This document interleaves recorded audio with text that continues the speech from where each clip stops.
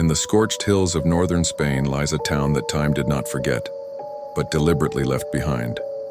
Belchite, a place the modern world doesn't speak of, and yet, its silence screams louder than any history book.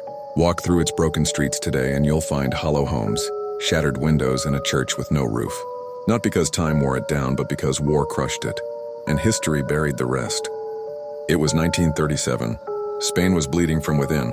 A civil war between the Republicans and the Nationalists had split the country in two, pitting brother against brother, neighbor against neighbor. Belchite sat right in the middle, a quiet village with olive groves and stone houses, ordinary people just trying to survive. But in war, there is no such thing as neutrality. In late August, Republican forces launched an attack to push back Franco's advancing nationalists. Belchite was a strategic point.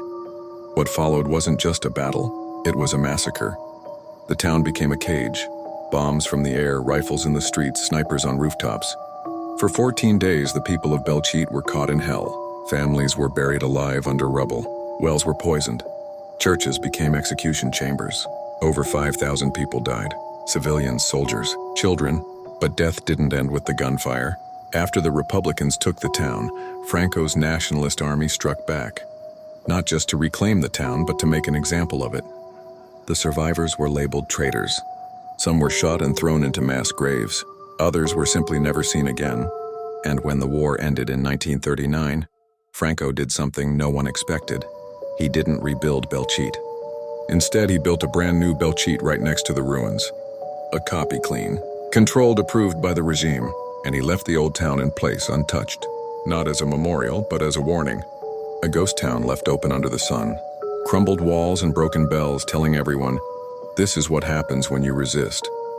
For decades, the ruins stood silently, rotting just a few steps away from daily life.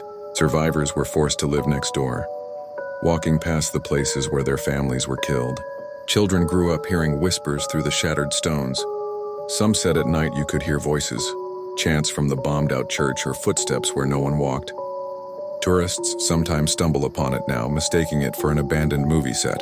But those who know, they feel it, the weight of it. Because this isn't just a forgotten town. It's a story Spain tried not to tell. Official records are thin. Locals were afraid to speak. Even now, many hesitate, afraid of what still lingers in the dust. But Belchite deserves to be remembered, not just as a victim of war, but as a symbol of silence, of what happens when voices are buried, when history is rewritten, and when ruins are left standing not out of memory, but out of fear. Every cracked brick, every scorched doorway, every bullet hole still screaming under the Spanish sun. They're all saying the same thing. This happened. And someone needs to tell it. So if you ever find yourself in Aragon, follow the dirt path away from the highway. Let the wind guide you through the stone gates. And listen, not for noise, but for absence. Because in the silence of Belchite, history is still speaking. And now maybe someone is finally listening.